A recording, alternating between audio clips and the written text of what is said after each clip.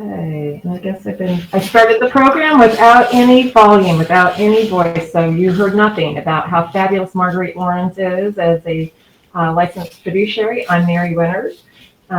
You're watching Visionary Aging, and this is our Stephen McCullough, who will answer or ask your caregiver questions for you. Good morning, Mary. What is your question for today? So my question for today is, comes from a couple. Their elderly parents are in the hospital, and mom's in the hospital, dad's visiting, and the hospital has COVID regulations, so they're only allowed to have one guest in the room, but there's multiple family members that are coming, and dad needs help getting around. So how do you go about coordinating multiple visitors when you have someone in the hospital? You know, it's tough, and they all seem to kind of have slightly different visiting policies right now. But I think as a family, you just need to sit down and talk about who will be there. Some are allowing 2 in the hospital. I think it really depends on the critical care support that the individual needs, and are they on the road to recovery? Are we uncertain of their future? And I think when there is less certainty about someone's future, they will somewhat bend the rules a bit for family to be with each other in acute care hospitals right now. But that's something that you can discuss with the nursing staff. I know when you're entering hospitals right now, they're taking all that information. They want to know who you're seeing. I don't know how much they're controlling that. I'm not saying to kind of play a game with it, but I think it's important as a family to decide who's going to be with the individual when, and, you know, maybe kind of, I don't know if you're drawing straws or how you do that, but Right. That's, you know, kind of personal within your family to decide that. But it's a really tough situation right now, for sure. It is, especially when you have, you know, a couple of siblings that are there, and you need to have a conversation with the parents, and you all want to be in the same room, but it's not, the hospitals don't allow it, or the facilities don't allow it. So Yeah, definitely. Yeah, definitely think about bringing in an iPad or laptop, something that way, so that potentially you have a nice screen to be able to communicate with the others during one person's visit. That is really tough if dad needs more assistance. Perhaps you can get some leeway by asking permission for another family member, an individual, to be with dad while, you know, he's there with mom. Right. But yeah, it's real tough right now. So I'm sorry for those who are going through that, and I am feeling better about the fact that we have visitors in the hospital at all these days, which is an improvement from what we've had, for sure. So keep your questions coming to Steve. That is a great question. So how about you want to hang on till the end, and I'll ask Marguerite some questions? Sounds good. All right, sounds great. Have a great show. Thank you. Well, we have a fantastic birthday situation here today, so let me go ahead and we'll introduce our birthday boy.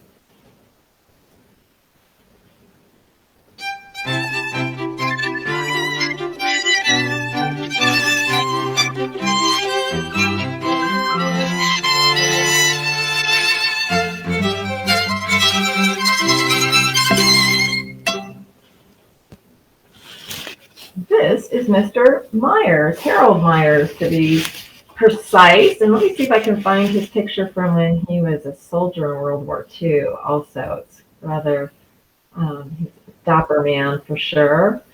Let's see, here we go.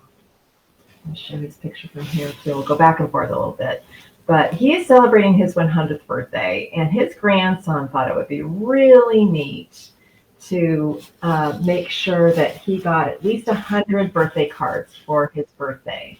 And so they're asking for cards to be sent to the Kingwood Center Gardens. We'll go ahead and keep that address and information at our office, which is 626-359-0108. And if you would like to send a card to Mr. Myers, they'll be celebrating on June 5th and his birthday is actually on the 8th of June. I can't believe we're almost halfway through a year. He is a native of Morrow County from Lexington, where his family had a farm. And I think his niece is living there now, but he fought in England and he was around in France quite a bit too. And his wife is still living as well, and he calls her Sweetie Face, which I think is so darling. So let's see if we have some additional information. We'll get that information at the office if you want to send a card to Mr. Meyer. So happy birthday to you. Let's see your close up again too. We're celebrating you up close here. Let's see. There we go. Happy birthday, sir. Hope you have a great birthday, and thank you so much for your service to our country. And now I want to introduce our fabulous guest, Marguerite Lorenz. And let me go ahead and introduce her. Let's see. I am going to count her in. 3, 2, 1, and magically she appears. How are you this morning? Oh, you can't speak because I've got your mute on. There we go. How are you? Good morning. Thanks very much for having me today. Absolutely. Absolutely. So you've been on before, and I thought it would be important to have you on in more or less of a series because there's a lot of really great information. I mentioned people know what it means when you say I'm a dentist, but people don't know what you mean when you say I'm a licensed professional fiduciary. So why don't you just tell us a little bit about what that is, and then I'd like to kind of dive into some of the documents that everybody should have, and we're going to just kind of do that in a series. So maybe we can start with that. Go ahead and tell me what you are. Okay. So I introduced myself as Marguerite Lorenz. I am a private trustee and executor. I work with elderly clients who keep their estate plans up to date, and I'm the one they trust to put their plan into action. California and now Arizona are the only 2 states that have licensing in the whole country for a job that requires us to make all kinds of decisions for our clients. And we'll talk about when we go to work and a little bit about what we do. But here are the triggering events that you would need someone to step in. And this is based on the fact you have estate planning documents. If you don't yet have an estate plan, I'm encouraging you to get that done. You might be a little intimidated. You might be afraid we'll talk of about that. Yeah. It is right. intimidating. But it's when we go to work that's just as important as the job that we do. And that's incapacity. That means 2 doctors have examined you and have determined that you're no longer capable of managing your own affairs. And it depends on what your documents say, but it's usually 2 physicians. Or there's resignation. You can actually resign as trustee from your trust when you feel that you're not really capturing all the details and able to make good decisions. And the third, of course, is death. It's just the most famous way that we go to work. And then we become responsible. So a professional fiduciary becomes responsible for each of those individual roles: trustee, executor, agent under power of attorney, and even agent for healthcare. That's great. So let's talk a little bit about the 4 documents that everybody really, at least 3 of them they should have, at least 2 of them they really, really, really need to have. Let's talk about those briefly, and then let's just hone in on one. How's that? Okay. So generally an estate plan is going to include a will that operates after you die. It's the one document that becomes public out of the general documents in an estate plan. And the will, if you have a trust, the will is not going to have all that much detail. It's going to mention that you have a trust.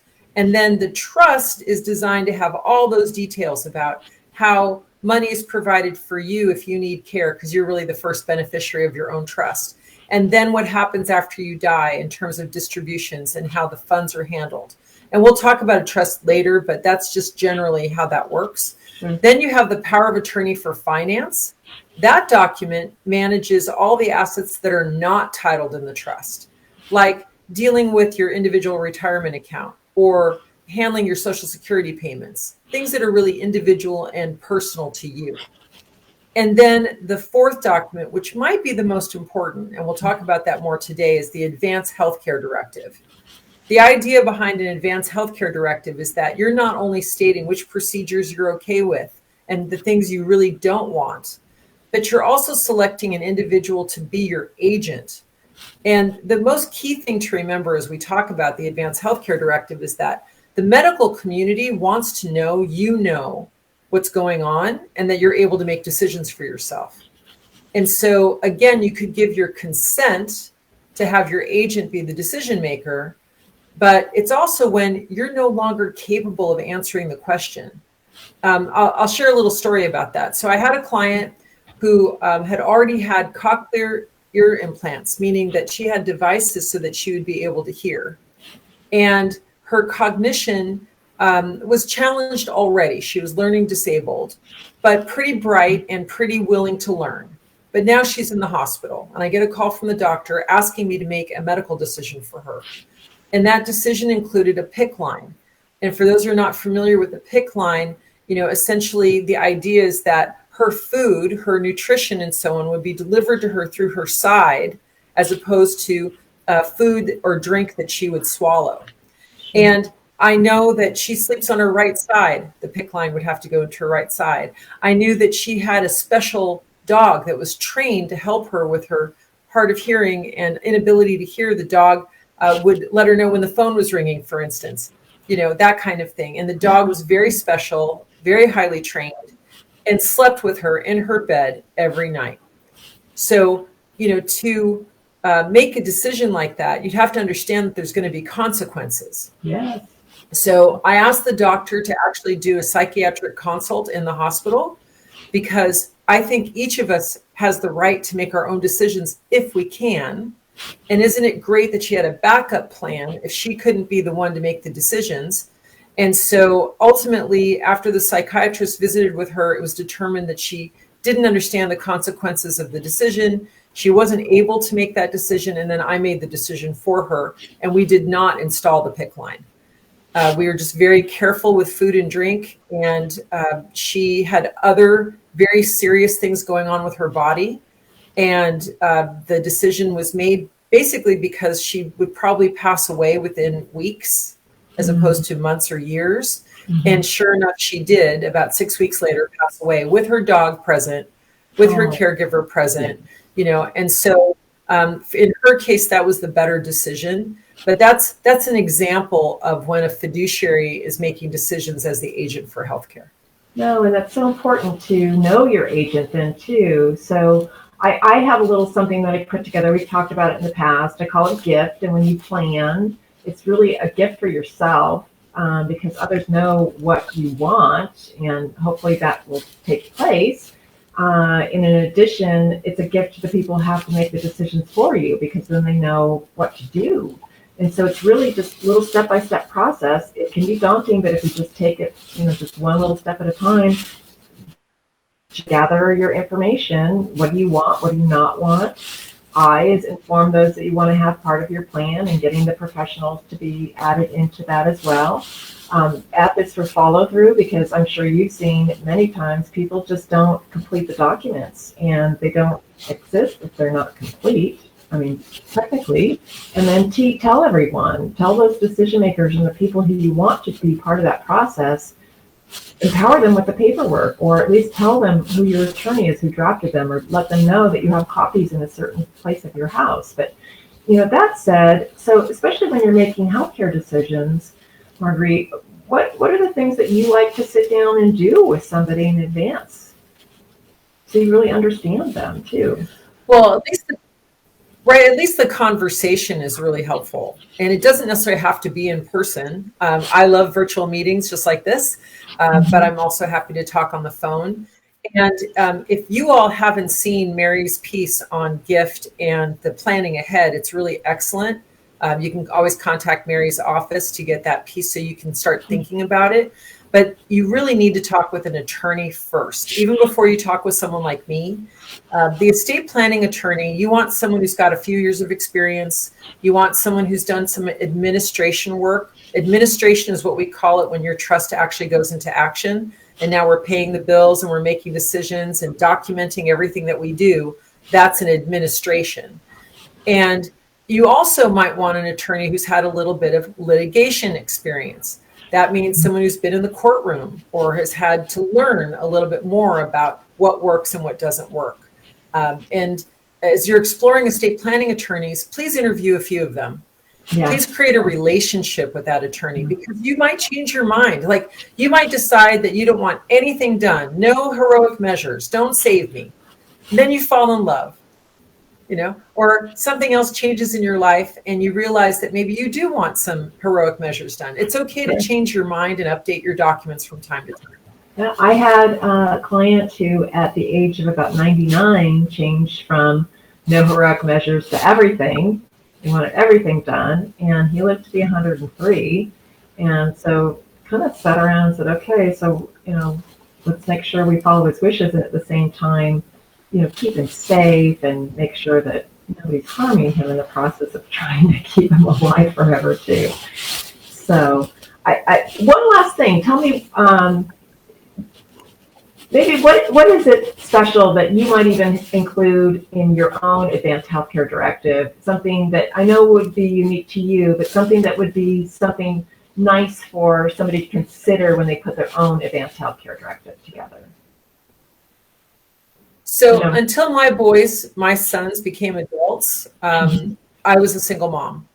And, my kids are really special to me and I'm special to them. And so in my advanced healthcare directive, I gave instruction that if this shell that I'm in fails, to keep it alive long enough so that my kids have the chance to say goodbye. It's not for me that I'm being kept alive, and it's a limit, it's like up to 3 weeks, right? And the trustee has permission to pay for travel expenses. So they might be someplace and get the news, and I want them to have the chance to at least say goodbye to my body. And I think that closure is really important. I've worked with over 100 families. I've walked a lot of clients home, so to speak. And, that goodbye, that moment of departure is really important to people.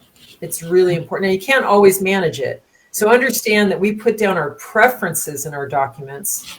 We have to express what we'd like to have. Your people are going to do their best to make that happen. But if you don't ever write it down, we don't even get a chance to make those good things happen. Right. So I really want to encourage you to be thorough. And also, I want you to consider how frail you might be. CPR on a frail rib cage can cause lifelong remaining pain with every breath. So please talk to your medical practitioners about what you think you want. Talk to your attorney. And I just want to add one little bit, and that's the physician's order for life-sustaining treatment. It's called a POLST. And, you want to be sure that your POLST and your advanced healthcare directive match. Yes. That's not a good thing when they don't, for sure. And the POLST form is bright pink. Many of you have probably seen that, but it's an easy way to identify that form.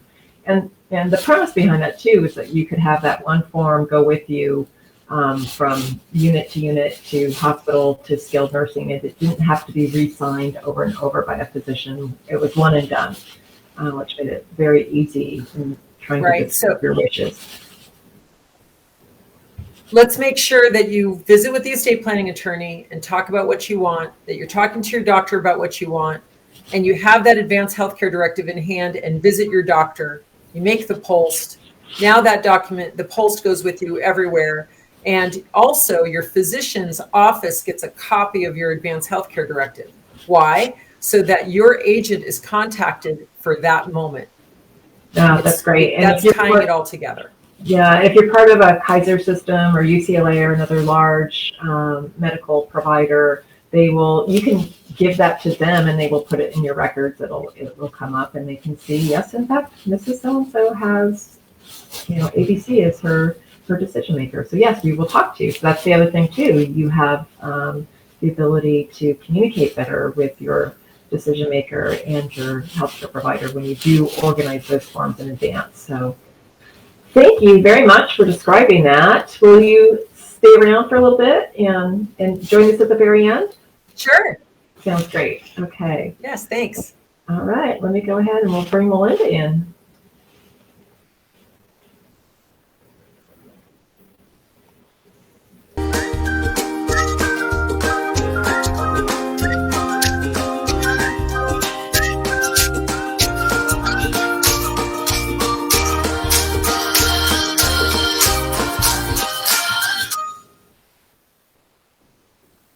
All right, let's see.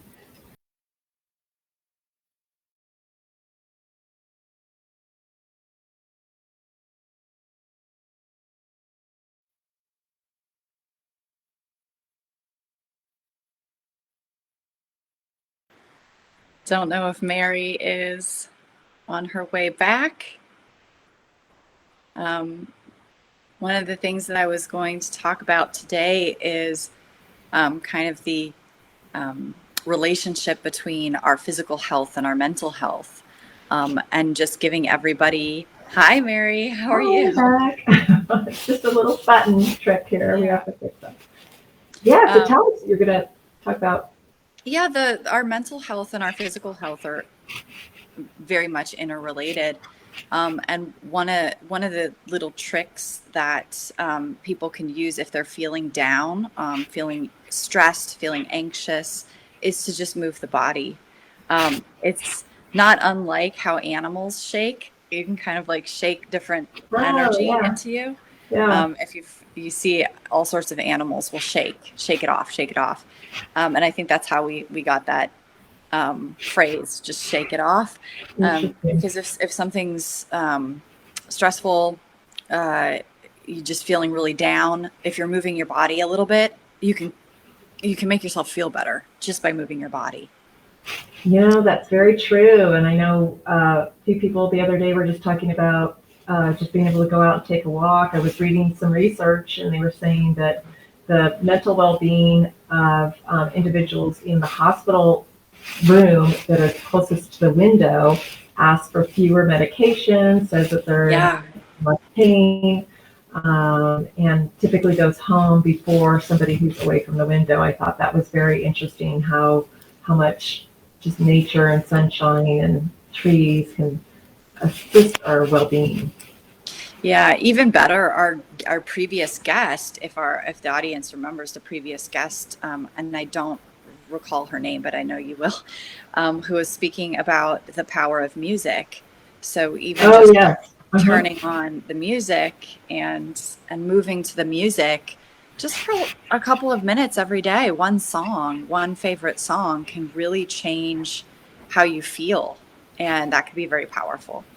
Yeah, I know when I'm in very stressful situations, or I had a very stressful job in the past, where I just had my little set list and I just blared it and sang along and lifted my mood up and moved on.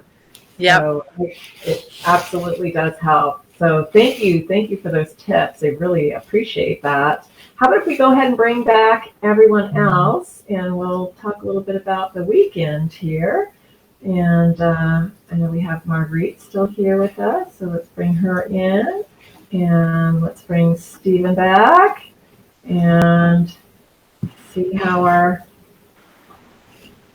plans for weekends are going.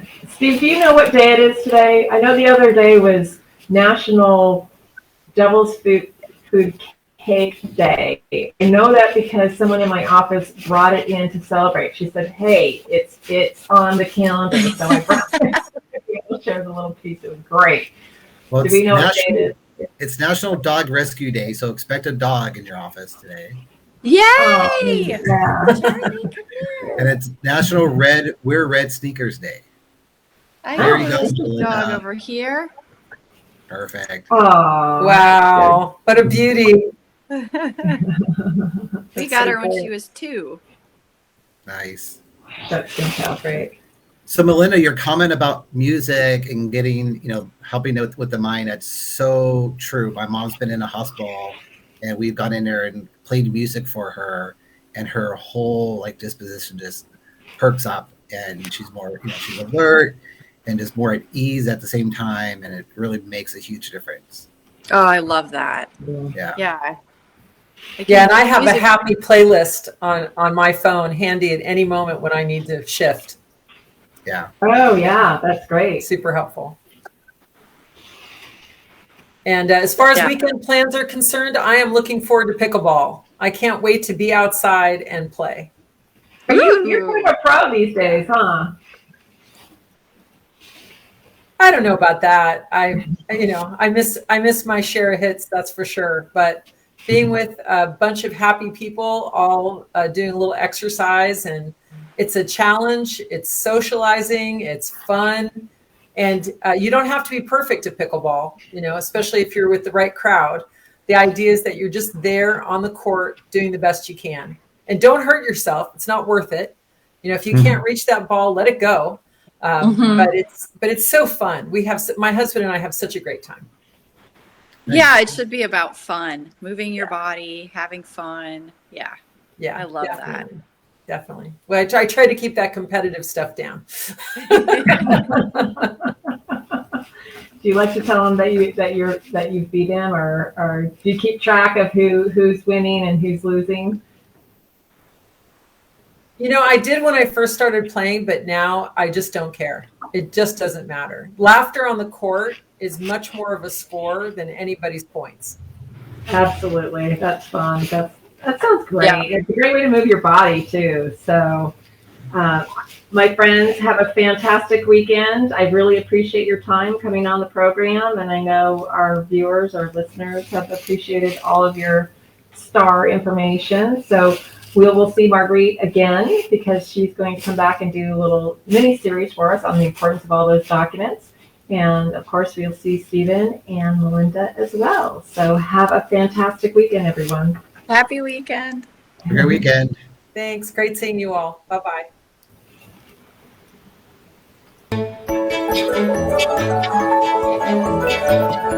Thank you.